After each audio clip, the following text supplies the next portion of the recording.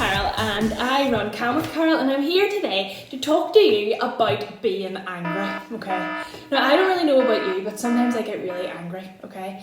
Before I got married in the summer, and before we got married, we went to a thing called marriage prep classes, okay? And in the marriage prep classes, they told that there were two types of people, okay? In a relationship, there's either a hedgehog or a rhino, okay? Now we were looking at that thinking, what on earth are they talking about, okay? But what they said was that people can have different types of reactions whenever they are in an argument, okay? One can be a rhino, okay, and they can verbalize everything, okay? And they have to get their point across, and they have to speak it out loud, or else the argument isn't worth having an argument about, okay? The second person can be like a hedgehog, okay? Hedgehogs are kind of small and prickly, aren't they? And what a hedgehog does in an argument is curls up into a ball and internalizes things, okay? So what they were saying was that people have different reactions whenever they are angry, okay? Anger can come in loads of different forms. It can be over silly things, it can be over big massive things, it can be over things that you've kept inside and like locked inside of you for ages and ages and ages and ages, and then it explodes.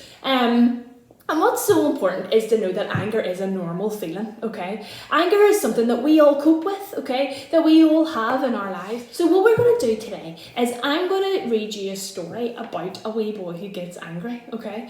The story is called The Red Beast, okay? I don't know if you've ever heard it before, but this red beast is going to help us understand what anger is and how it impacts us and what it does to our bodies, okay? Deep inside everyone, a red beast lies sleeping, okay? Do you see it all? And those people standing waiting on crossing the road, there's his and hers and his. Oh, even the wee baby has one, and look, the wee granny has one too. So everybody has a red beast, okay?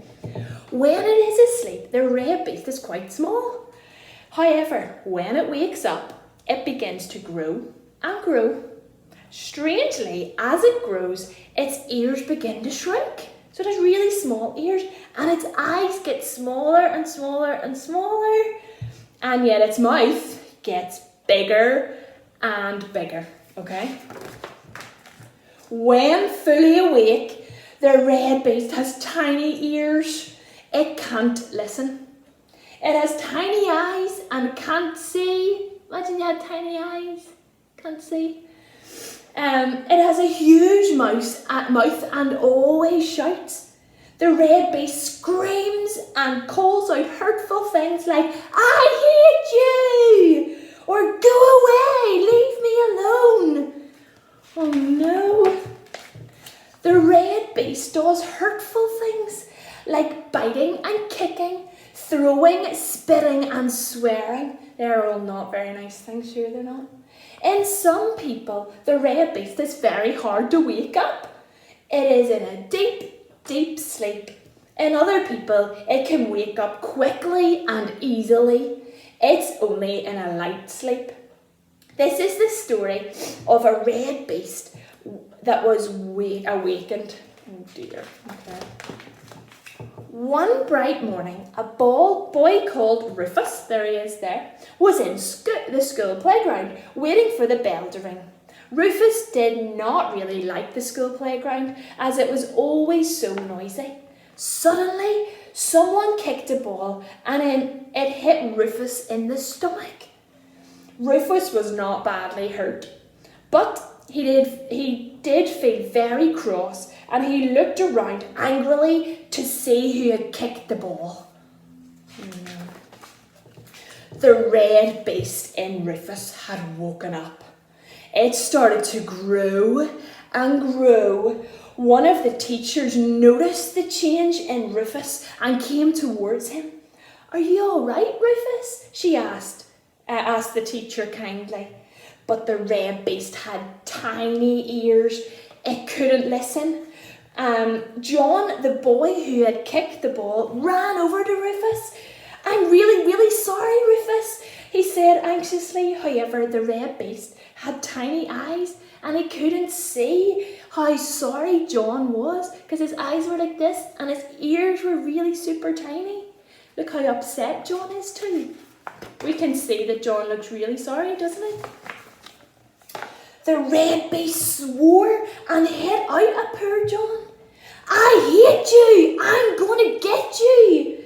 It screamed with rage. John shrank back and started to cry. Oh no. Look how small the beast's eyes are and his ears. But look how big his mouth is. So big. By this time, more teachers arrived. They trapped the red beast and took it to a quiet place. The beast kicked and screamed. It spat at the teachers and said hurtful words. No one looked at the red beast. They just took it into the school to the safe room. Look. Its mouth is still really big and its eyes and its ears are so tiny. Rufus had been in the quiet place before. The teachers gave Rufus a stress ball. In one of our other videos we show how to make a stress ball, so maybe you could make a stress ball after this. They tried to tame the red beast, Rufus. They said kindly, "You know what to do." So remember, this red beast is inside Rufus's belly, okay? And it's got small eyes because it can't see, and small ears and it can't hear, and a giant mouth because it's shouting. Rufus took a deep breath and squeezed the stress ball.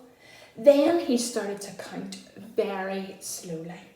1, 2, 3, 4, 5, he said through gritted teeth.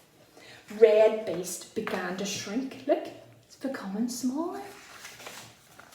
7, 8, 9, 10. Red beast felt sleepy. Its ears and eyes grew bigger, look, and its mouth grew smaller. 11, 12, 13, 14, 15, chanted Rufus. Red beast grew smaller and smaller and sleepier and sleepier. Like it's almost falling asleep. 16, 17, 18, 19, 20, counted Rufus slowly as he squeezed the stress ball. Red beast began to snore. One of the teachers looked in on Rufus and gave him a glass of iced water. Rufus gulped it down thirstily. Like, he definitely looks a lot happier, doesn't he? Now, Rufus, what's to be? A foot massage on soothing music for 10 minutes or a quick burst on the bubble wrap? Inquired the teacher with a wink. Oh, bubble wrap, I think, said Rufus sheepishly. Rufus took a sheet of coloured bubble wrap from the red beast box and started popping the bubbles with relish. That means he really enjoyed it. After a few minutes, he felt much better and was ready to go back to the classroom. Well done, Rufus, beamed Mrs. Smith, his teacher. You've tamed the red beast. Put 10 beans in the class jar. Rufus knew that when the jar was full of beans, the whole class would get a special treat. Whoa, that's so cool. Rufus felt tired, but very proud. He noticed John looking at him from the seat near the door. Rufus winked at John, and John winked back. He walked over to his table. I'm really sorry I hit you, said Rufus. Oh, that's okay. It wasn't you. It was the red beast. It's brilliant that you managed to tame him so quickly, said John happily. How encouraging is John? Even though he's been hurt, he is so proud of Rufus. That's amazing. Rufus knew that taming the red beast wasn't easy and it would probably wake up again. However, now that he knew what to do, it would get easier and easier. Do you know what? It is so important that you realise that, see this red beast? It's in all of us, okay? It's in me and it's in you. It's in your parents, it's in your brother and sister. It's in all of the people who live around you, okay? But what's so important is that we are like Rufus and that we recognise that, you know what? We can tame the red beast once but it might happen again. And how we get used to that is through practice, okay? Anger comes in all different shapes and forms, okay? There's lots of different ways that we can manage our anger, and we've done another video on coping strategies, so you could check that out to help with other different strategies that you can use when you're angry, okay? But I want to show you something today about how we are meant to kind of release our anger, okay? So I have some lemonade, okay? It's Asda's really expensive 17p lemonade, okay?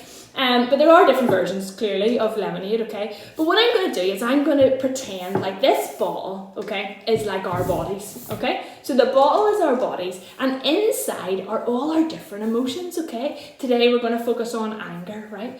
So if I shake up this bottle, okay, shake it up, what's going to happen to the inside? Like, it becomes all fizzy. Would you want me to open this? Well, probably you would, because that would be quite funny because it would go everywhere, wouldn't it? But what we're trying to show here is that sometimes in our life, our emotions can get shaken, okay? Things can happen that can make us feel not good, okay? They can make us feel all wobbly and unstable and not in a good place, okay? But what's so important is that we know that they will calm down, okay? So if we look at that, the bubbles are really nuts, but then they're going calm, aren't they? They're relaxing, okay? But if we tried to open this now, wouldn't it go all over me? It would go, ooh, and you have to close it again, okay? But what we can do, if we just opened it, it would explode everywhere, okay? But if we release this slowly, well then it can become a nice drink that we can enjoy, okay? Whereas if we close it, shake it,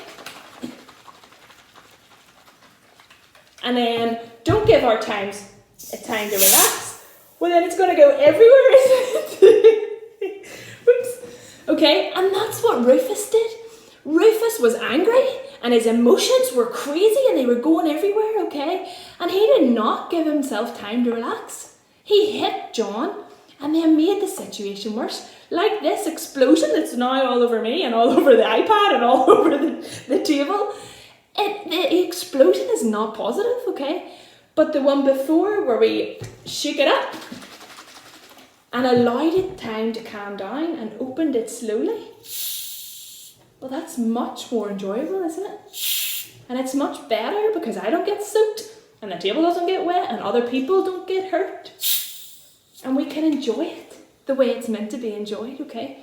So anger is normal, okay? Anger is something that will happen to us in lots of different ways, but how we manage it, how we open our anger, how we deal with it, can impact other people. Rufus really impacted John, didn't he? John was petrified when Rufus's red beast hit him and shouted those horrible things at him.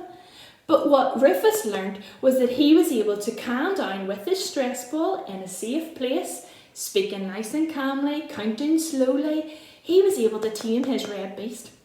Today, I want you to recognise that we all have a red beast. Yours will look different to mine, and different things will waken up my red beast than yours, and that's okay. But how we deal with that red beast and how we make its eyes bigger and his ears bigger so that he can hear and see, those things are so important, and they will impact how the rest of our day goes or how that situation goes, whatever has made you angry.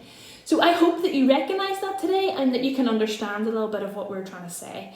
Have a great day, and I hope you're all keeping safe. See you soon. Bye bye.